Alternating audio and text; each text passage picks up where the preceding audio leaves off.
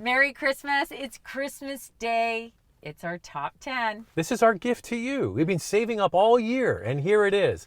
But you know what, Andrea? People will watch this during the Christmas break, but people will watch it after that. So let's do the rest of it without the hats.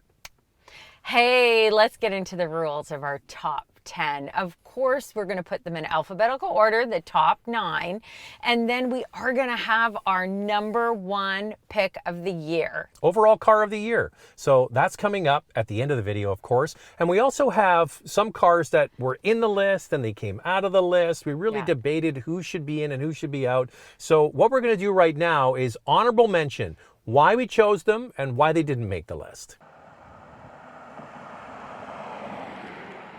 The first honorable mention goes to the Hyundai Kona. Boy, that got a refresh, but super fun vehicle. A lot of people complained about the 7-speed dual clutch transmission. I really like it. It made for a more entertaining ride. How about you, Zach? Okay, so the thing about the Kona and why we love it so much is it's a fun little, really it's just a little hatchback car with an available turbocharged engine, and as Andrea mentioned, the dual clutch. When you get that package and you put it all together, it's a total blast to drive. Now, the reason it didn't make the top 10 list is that configuration is only sold on one trim in Canada, and it really limits the market. Yeah, the US does have another trim. Another thing that I was disappointed about with the Kona is it no longer has a 6-speed automatic transmission on that base engine. It's now a CVT. Why? But if you can afford that top trim with the turbo and the dual clutch, you'll have some fun. Our next honorable mention goes to the Mazda CX-30 Turbo. I love that turbo engine. It's got a ton of horsepower and torque. It looks great. Fun to drive. Okay, so with the turbo, it's a 2.5-liter turbocharged engine. When you put premium gas in it, you get 250 horsepower and 320 pound-feet of torque. So it's a real torque monster and makes that little car a lot of fun to drive. Now, those are all the positives, and the price isn't crazy to get the turbocharged engine. No. So the reason it didn't get in is because of what? Well, it's a little bit small, and it doesn't always work for a family, and it's priced under $37,000 Canadian for the turbo engine. But you know what? If you need something bigger, the CX-5 Turbo is just over $40,000 Canadian and makes more sense for families. The next one is another crossover. It's also turbocharged. It's the Volkswagen Taus. This thing was a lot of fun to drive. It was a lot of fun. Once again, there's this dual clutch automatic transmission that people felt was jerky. We didn't. I like it. Yeah. I like it. It's a good size. What I think I like most about this Taus is that it is bigger than what the typical subcompact crossover offers. So if you need to put a car seat in there, you can do it with the Taus. The back seat is really roomy. Here's a shot of me playing for the camera, but you could easily use this as a family vehicle. Yeah. So it's a lot of fun to drive. Comes with a peppy engine, great transmission if you like a dual clutch, the right size. The biggest problem with it is what, Andrea? The pricing. That top trim gets expensive, over $36,000. You know what? You might as well buy the Tiguan. Or get an Audi Q3. Q3 starts, I think, $2,000 more. Yeah. So the pricing on the top trim is kind of out of whack. It was very close to getting in, but it came out because of that. Don't get angry with us. But our last honorable mention goes to the Tesla Model Y. Some may think, hey, it should have made your top 10. Not quite for us. And one of the reasons why is it's too expensive at over $76,000 Canadian. Wait. It's almost $77,000. It's too much money. Who can afford this? So yeah, amazing acceleration, substandard build quality on the inside, amazing tech with the screen, substandard ride with it being too harsh, and then you add in the price. It just didn't make the cut. We're all about sensible family vehicles for the most. There's one exception coming up for the most part, but there you go. And Tesla's been doing it for a long time, so you've got to give them props for putting out a good EV. You know, Andrea, I used to be a top 40 disc jockey when I was a young guy, and you know, it's time for the top 10. Here we go, from 10 to number 1. Let's count them down. This video is brought to you by Car Cost Canada. Get the dealer's cost, list of rebates, plus discounted interest rates. Use the promo code Motormouth to become an expert member and get extra searches. The link is in the description below. Zach, we're actually not doing it 10 to 1. Remember, we're doing it in alphabetical order, to be fair. But that was a good shtick. I liked it. Yeah. Here we go, counting them down. What's first? First up is the Acura MDX. Wow, that really impressed me more than any MDX I've ever driven. It drives like a large sedan. It sits lower to the ground. It just looks good too, doesn't it? Yeah, it's a nice looking vehicle. They went with a double wishbone front suspension again. Yeah. Acura's going back to that. They used to have it in most of their cars for years. They've done it in their SUV now. It really makes a great handling car, and it absolutely feels like a large sedan, a luxury sedan at that, and it doesn't feel like you're driving a huge three-row SUV. So they did a very good job. Now let's get into some of the specs about this.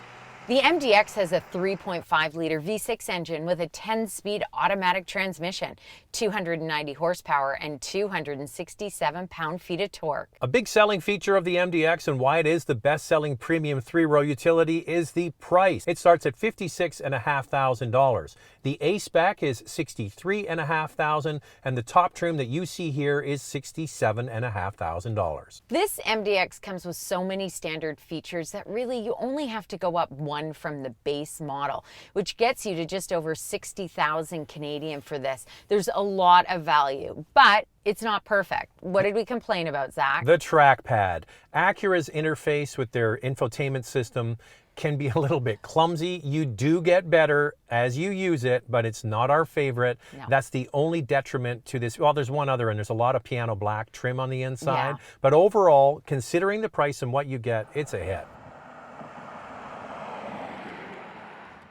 Up next, it starts with a C. Cadillac. The Cadillac Escalade. Yeah, it's pricey. It starts at over $90,000 Canadian, but you know what? I loved it. Yeah. It performed so well, and the turning radius, I haven't been in a large vehicle like that with such a great turning radius. It has so much going for it except for one thing. There's one thing. It loves gasoline, and it loves premium gasoline. So take that part out of the equation. Obviously, someone's buying this can afford the gasoline. It is an impressive, large body-on-frame, three-row SUV, new independent rear suspension with coil springs, much better ride, amazing power from that thirsty engine, but the interior, Andrea, what's your favorite thing about the interior? Oh, that 38-inch OLED touchscreen. It has so much tech in it. It is impressive, and I look forward to more Cadillacs getting that touchscreen. Also, Zach and I had such a great time with the AKG 36-speaker audio system. It is truly the best that we have ever heard. Yeah, it sounds fantastic. There's speakers in the headrest, and they're not loud. They just fill in the sound around your head, and it's a sensory feeling that you absolutely should get a chance to drive and try at some time. So before we wrap up the Cadillac, let's get into the specs. The Escalade has a 6.2-liter V8 engine with a 10-speed automatic transmission, 420 horsepower, and 460 pound-feet of torque.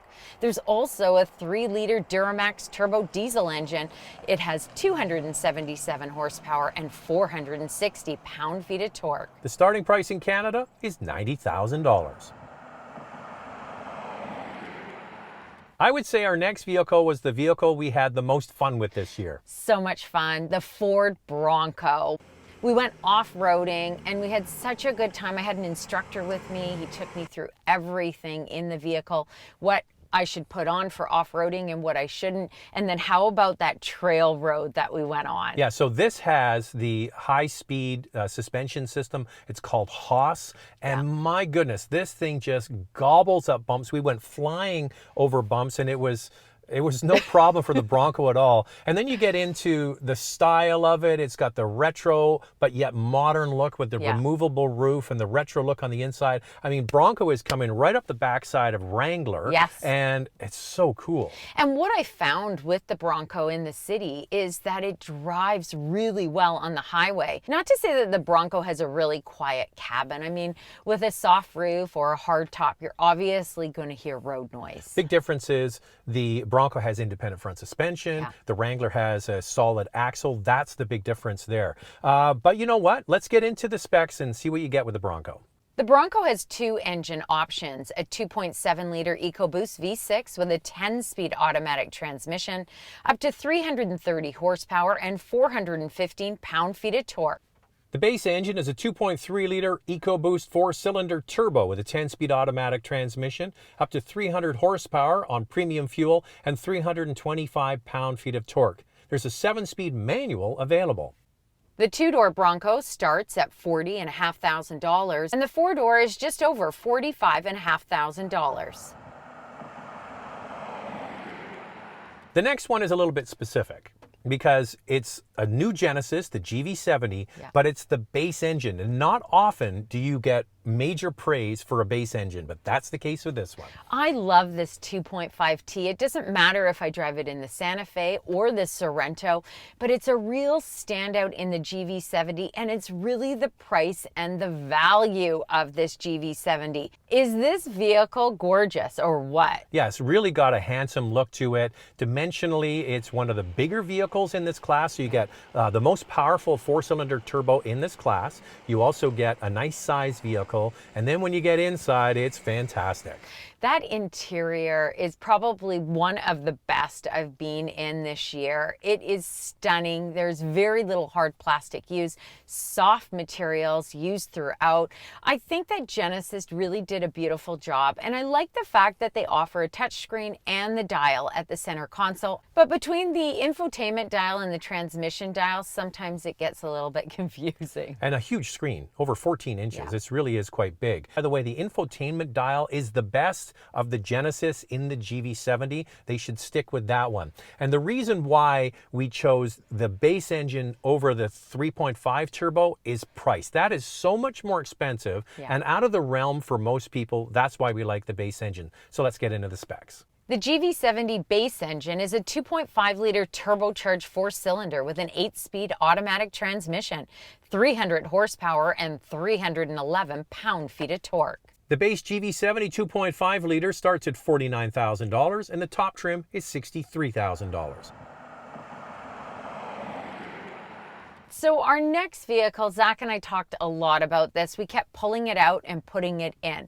And there are reasons why we did that, but we decided to go with it. And it is the brand new Honda Civic. Yeah, the reason why we thought we'd take it out is Honda has gotten rid of an entry-level model. The price in Canada, really, it starts right around $25,000 and goes way up from there. And then when you throw in the hatchback that we drove, it's getting into the mid-$30,000 range. It's not an inexpensive every person people mover. Now, full disclosure, we own a Honda Civic, and that's not why it's in here. We chose it because it has a lot of great attributes. Well, first off, I applaud Honda for coming up with a brand new look. I think that they took a chance. Some people think that it looks boring. I disagree. I like it so much better than the model that we currently have. By the way, we're not trading it in. No. I think what I'm most impressed with is the interior. It's clean, it's modern, it's simple. Honda really focused on just having a simplistic interior. I love that honeycomb mesh accent that actually covers the vents. It goes from side to side. It makes the car feel large and wide. Of course, there's a nice layout. It's comfortable. The wheelbase is a little bit longer now. You get a huge back seat, a massive trunk, all the attributes the Honda Civic has had. So they carried over the engines. So let's get into the specs. The Civic comes with two engines. The base engine is a 2-liter 4-cylinder matched with a CVT, 158 horsepower and 138 pound-feet of torque. Standard front-wheel drive, and there's no manual transmission available on this. The optional engine is a 1.5-liter turbo 4-cylinder, also with a CVT, 180 horsepower and 177 pound-feet of torque, only available on the top touring trim. The price of the Civic sedan starts at $24,500 and goes up to just over $30,000. The hatchback, however, goes up to $35,000. We've been really fortunate this year to drive a whole bunch of electric vehicles, and one standout in this category is the Ionic 5 by Hyundai. We were so impressed with the drive, refined, smooth, and it offers such a quiet cabin. A unique look to this vehicle as well. Some people argue it's just a hatchback. Yeah. They're trying to market it as a crossover. It is kind of in between, so I guess crossover applies. So the design is really quite unique with the square headlamps and the pixeled looking tail lamps. I kind of like the look of it. I like the look of it too. It has a European look to it, a real Audi vibe in my opinion. I think overall Hyundai has done a great job. After being in different electric vehicles, the interior is a real standout. Beautiful materials used throughout. We couldn't believe how little hard plastic is in there, especially after just getting out of the Model Y. And what you can't pick up from the video, obviously, is how it all feels. And it feels such high quality. So kudos to Hyundai for that. Yeah. So yeah, they did a really good job. The number one thing for me, Andrea, was the ride, the suspension, really nicely calibrated. Yeah, all of our other videos that we've done on EVs, Zach has complained about a firmer suspension. He felt that way with the Model Y and especially the Mach-E. The ID4, not as much. And this one, definitely the Ionic 5 is at the top of our list. All right, let's get into the specs. There are 3 models to choose from. An entry-level rear-wheel drive standard range with 354 kilometers, 220 miles of EV range. A rear-wheel drive long-range model with the most range, 488 kilometers and 303 miles. And an all-wheel drive long-range model with 414 kilometers, 256 miles of EV range. In order to qualify for rebates, of course, the Ionic 5 starts at just under $45,000. The base all-wheel drive is roughly $55,000, and the top trim you're looking at here is roughly $60,000. Well, I remember driving this so well. I remember getting in it. It just sticks in my mind. It's the Mitsubishi Outlander.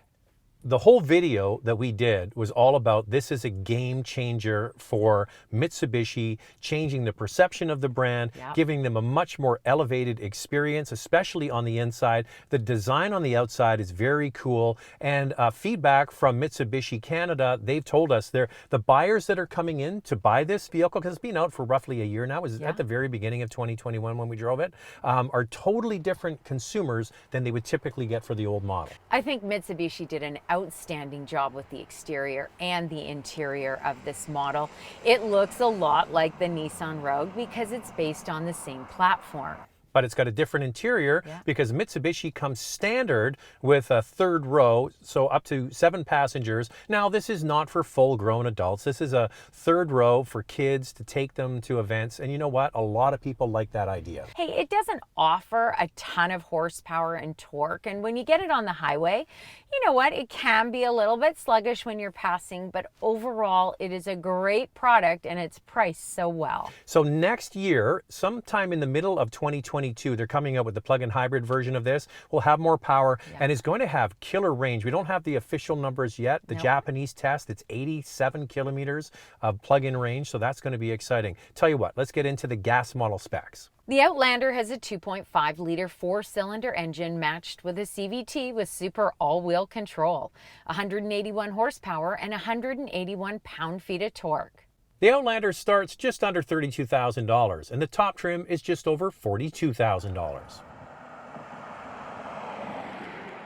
We drove the Toyota Tacoma last week, and this really cemented our next choice. The Nissan Frontier. Yeah. I think they did a really good job with this. Number one for me, Andrea, is the 3.8-liter V6 engine. Is fantastic. It's got so much power. It is a lot of fun to drive. For me, the standout was the 9-speed automatic transmission. It shifted quickly. When I compare it to the Tacoma with the 6-speed automatic, which is quite clunky, and I find that it has a hard time finding the right gear. So this Frontier, between exterior and interior, is a real standout in this category. It looks cool. I mean, selling trucks, a big part of it is how they look. The domestic brands have that kind of stuff nailed. Yeah. Nissan has definitely caught on to a really nice look. And then on the inside, you have an available like big screen, the one we're showing you now. Unfortunately, what's the problem with that, Andrea? Yeah, it's only available on the top model, which is a shame. It would be nice maybe if there was a package on some of the other trims that you could add it,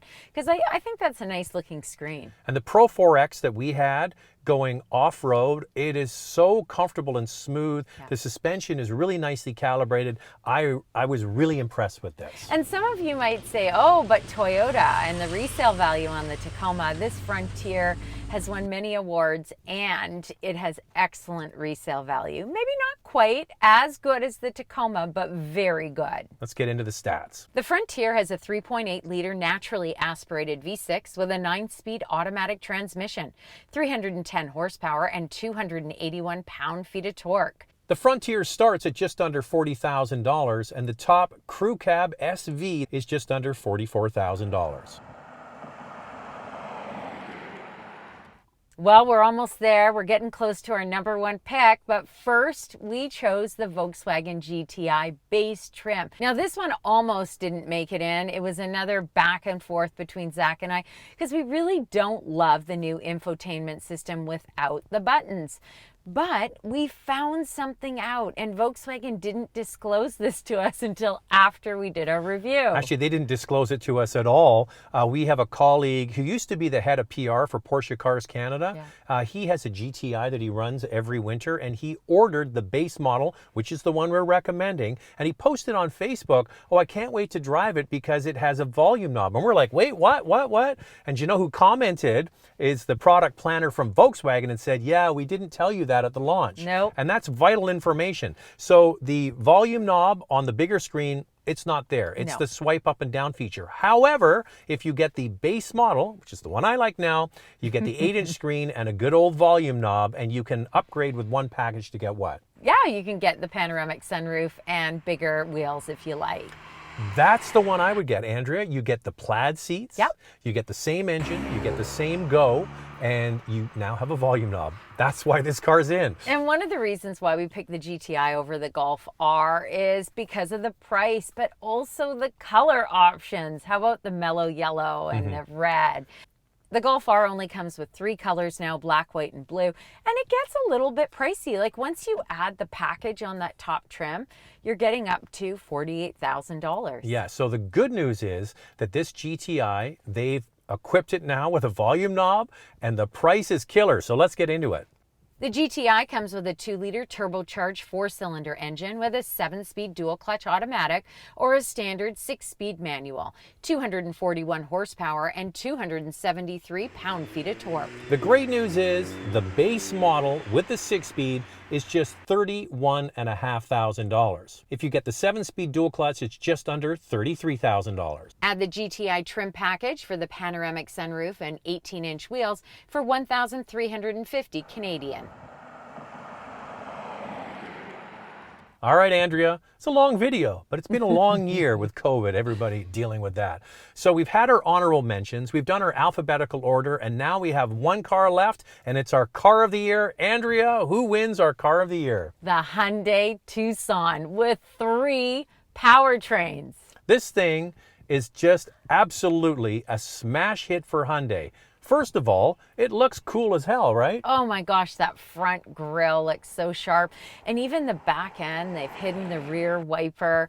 And then move on to the interior. Stunning interior. I mean, RAV4, watch out. The thing is, same with the GTI, if you get the top trim, you get a flat panel screen there, Yeah. and you have no volume control. You have to do it on the steering wheel. Good news is, if you get the less expensive models with the slightly smaller infotainment screen, you get a volume knob on the screen. That's the one I would choose. Like, there's so many things going for this vehicle. Looks cool, Yeah. looks great on the inside. Then we'll get into all the other features. Let's start with space. Oh, the space is incredible. Not only in the front, it feels wide and open, but move on over to the back seat and you have got tons of legroom in there. It's best in class in this category. And then a huge cargo area. So you've got a lot of space for the passengers, Yeah. a lot of space for all your stuff. So that's all very, very good. Then you get into, we're going to get to the price in a moment. You get into the available, actually, why don't we do that now, Andrew? We'll go through the engines that are available and the price, and it's a bit of a shocker.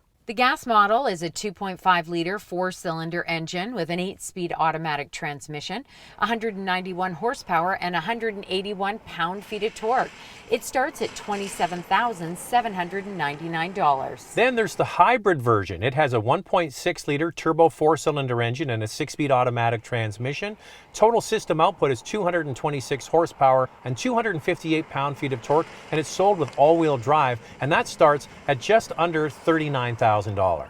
The plug-in hybrid has a 1.6-liter turbocharged four-cylinder engine with an electric motor and a 6-speed automatic transmission, a combined 261 horsepower and 258 pound-feet of torque. Standard all-wheel drive with 53 kilometers, 33 miles of EV range. It has a starting price of under $45,000. So this thing ticks a lot of boxes. It's a great size, lots of powertrains to choose from, and two very efficient ones, and a great overall package. The one thing it's missing though, Andrea, is over on the Santa Fe, they have the 2.5 turbocharged, not available in this. Let's hope that they put that in. Yeah, that would be nice, but you know what? We're moving towards hybrids and PHEVs right now, and the price point on this model is so good that I think a lot of people might make the stretch even to the hybrid at around that $38,000 price point. It's really impressive. And like I say, Zach, EVs are very expensive right now and maybe out of reach for the average person. Consider a hybrid or a PHEV. This Tucson is a winner. So if you're shopping, a couple of things to pay attention to. Decide whether you want the hybrid or not, and then decide whether you can live without the volume knob. It's there in the gas and the cheaper models if you want it. Now, my mom ordered a Hyundai Tucson PHEV. She's been waiting for it. She just got a call from Hyundai, and they say she's getting it January 5th. She can't wait. Happy New Year to my mom. All right, and a Happy New Year to you as well. So those are the vehicles we like this year in 2021. We drive over 100 new cars a year. So these are really good standouts, and you can hopefully appreciate our thought process here. We're looking for cars, take the Cadillac Escalade out of it. We're looking for cars that we believe are good for most people. Oh, for sure. Something that is a little bit more affordable, I would say. Something that we don't always have to stretch to buy, and that they offer great value, but also really good space too for a family. So there you go. We hope you had a great 2021. We hope 2022 is better than 2021. Who knows? Who knows? Thank you so much for all your support. Zach and I really appreciate it. We feel like we have a great following on the Motormouth YouTube channel, and that's because of all of you. This video is brought to you by Car Cost Canada. Get the dealer's cost, list of rebates, plus discounted interest rates. Use the promo code Motormouth to become an expert member and get extra searches. The link is in the description below.